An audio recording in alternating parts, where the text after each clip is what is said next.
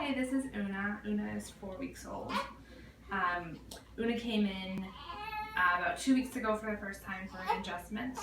During her delivery, she was in a posterior position, and so the midwives kept having to push her back up and were moving things around with her head, and so we noticed some difficulty for her after she was born and being able to move her head freely, and she was having some trouble with her latch. So Dr. Saylor was able to